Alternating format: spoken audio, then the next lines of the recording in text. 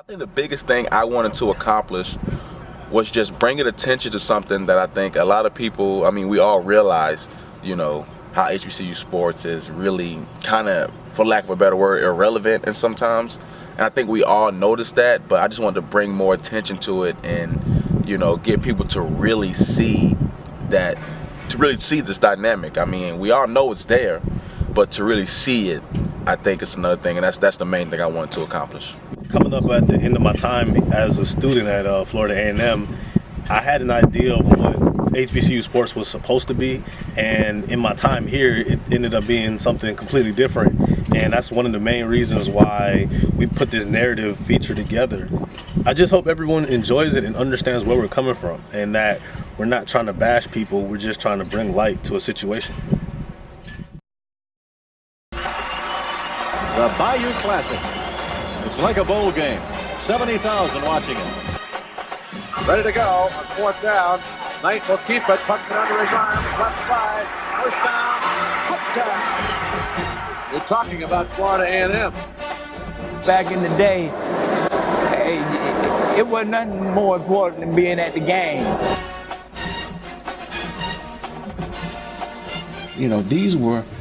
This was a big social gathering. It was almost like a homecoming kind of every week. And it was something that everybody was at. If you was anybody in anything, then your organization was represented because, most of the people was there. Right side, they just get the play off. It is all over. They're going wild here on the southern side. Grambling has been stunned. They died hard. They died hard. The ball game is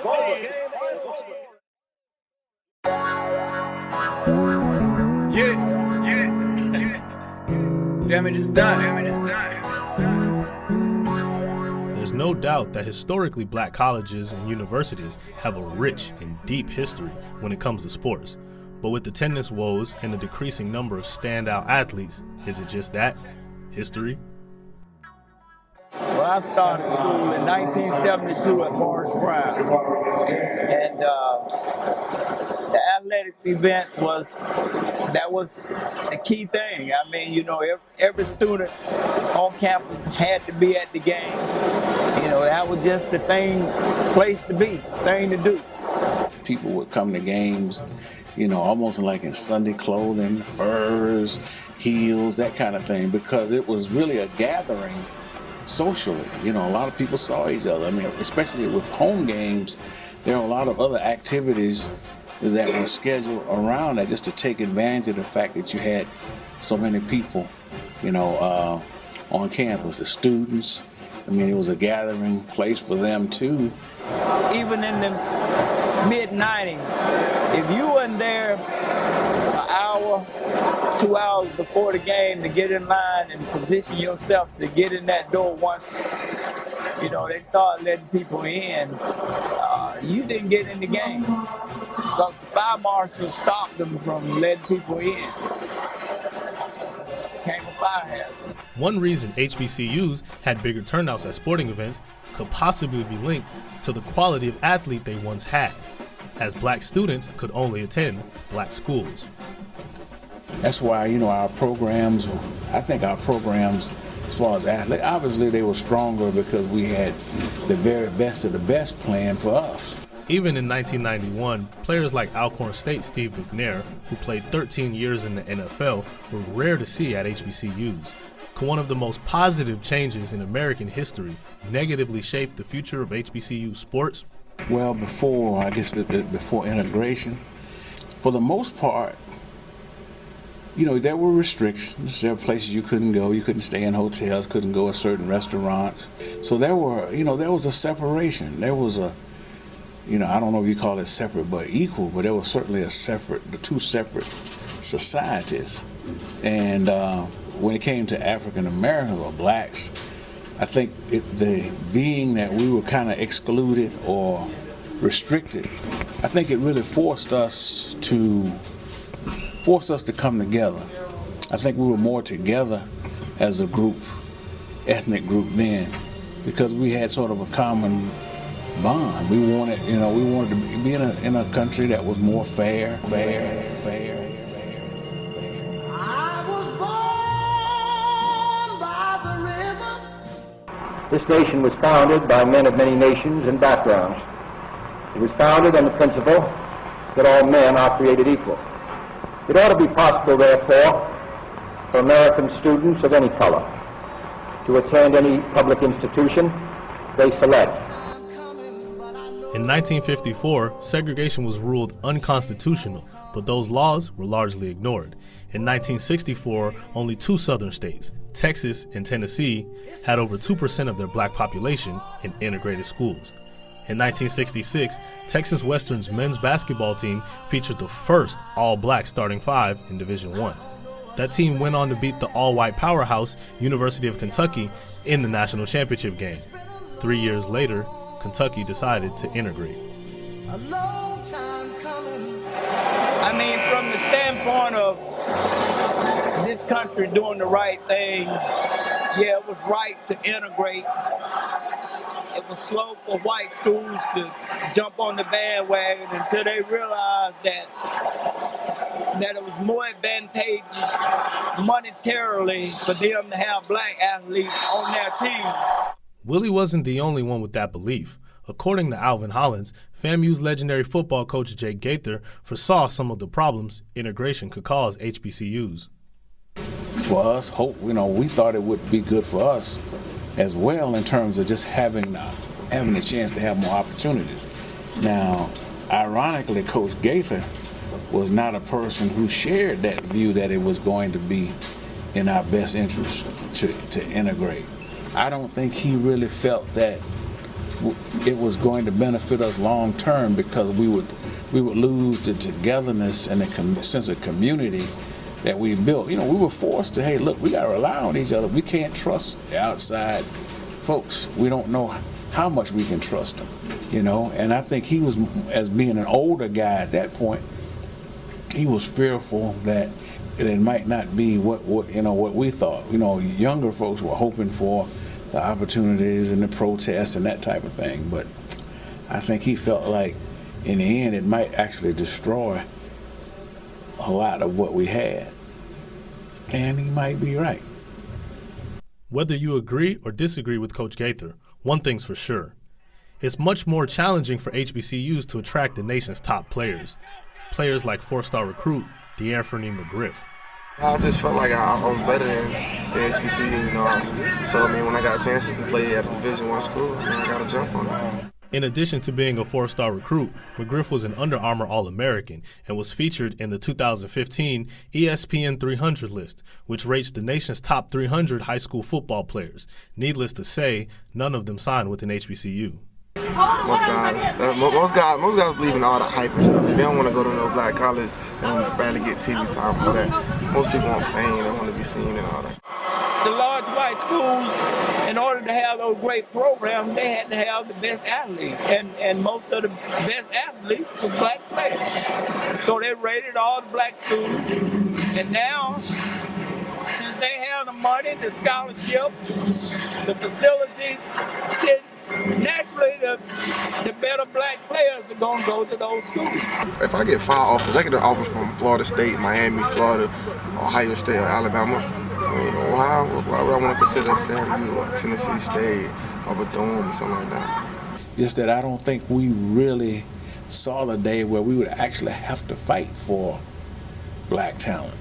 We have to, recruit that. So as a result, we just got caught flat-footed. We all know that the best black players now are at major white schools.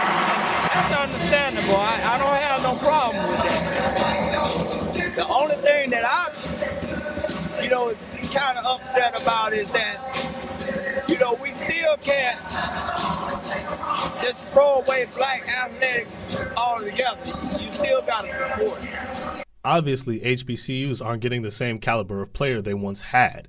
Could that be the reason why sporting events resemble ghost towns? This empty arena here, maybe not even halfway filled, never would have happened in the mid-90s on back. Never. Before 2000, it wouldn't have happened. Would not have happened. This place would have been full. Hit the strip club, we be letting fans go. Everybody hating, we just call them fans though. In love with the money, I ain't never let go. And I get high with my baby. I just left the mall, I'm getting fly with my baby. Yeah, and I can ride with my baby.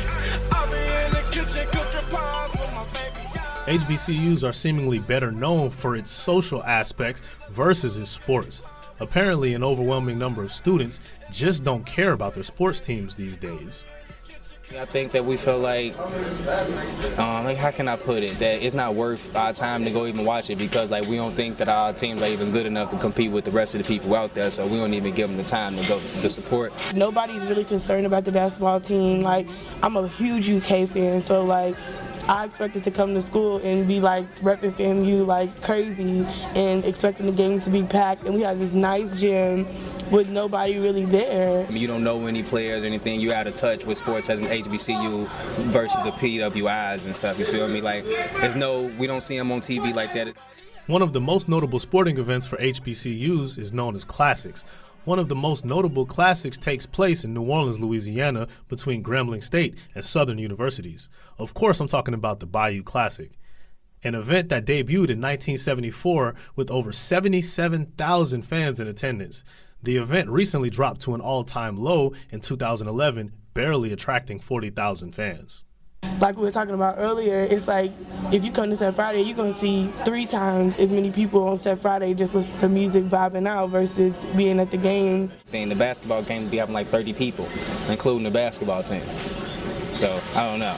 It sucks, but that's how it is, especially here.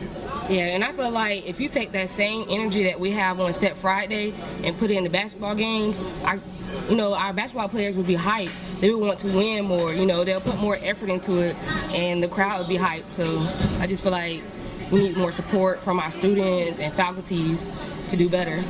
It's tough to say if the lack of fan support affects the play of the athletes, but it definitely affects the pockets of these HBCUs. And since students already pay athletic fees, their lack of support actually has little to do with the problem. It's the lack of support from the surrounding communities that hurts HBCUs the most, considering that they accounted for over 70% of tickets sold for the 2011 Bayou Classic. We going to see the best players play, so now you don't go and support the black colleges and stuff. You go to these games, yeah, you're seeing the best players, but unfortunately you're killing the people who has endured for years and years and years. In 2013, only 8 of the 21 teams in the 2 lone Division I HBCU conferences had an operating budget over $10 million. That's nearly half of fellow FCS counterpart Appalachian State's budget, and roughly 900% less than the budget for the University of Texas, which was $165 million. I don't have any problem watching Alabama play. I don't have any problem watching Ohio State play. I don't have any problem watching Georgia play. But if I'm going to spend my money to go to a game, then it's going to be at a black school. It's that simple. Unfortunately for HBCUs, everyone doesn't see it that way. So if the students and surrounding communities are supporting athletics, would it be better financially for these colleges to eliminate sports altogether? As the president of Spelman College, Beverly Tatum implemented a fitness wellness program following the 2013 season. When we made the decision to leave intercollegiate athletics and focus on wellness, we did that in the context of a community that was not that highly invested in our sports as a social activity. Let's not forget, Spelman is a Division III all-girls school, and President Tatum doesn't believe her decision fits all HBCUs, but she encourages every institution to look at the numbers. If you are a school where the football games are a major draw for your alumni, it's a major student activity, it might be harder to walk away from that because it's so much a part of the campus culture. Whether you choose to do that or not, we all are in a place where we have to think very creatively and strategically about the use of our resources. So, a lot of schools spend a lot of money on sports. Those dollars might be better spent on something else. With no clear-cut answer, Willie warns of the potential risks in the future of HBCU sports. To be real about it, all of us is in the same boat. You know, we can become extinct. You know, if you want to keep seeing black colleges and universities, then you're going to have to support.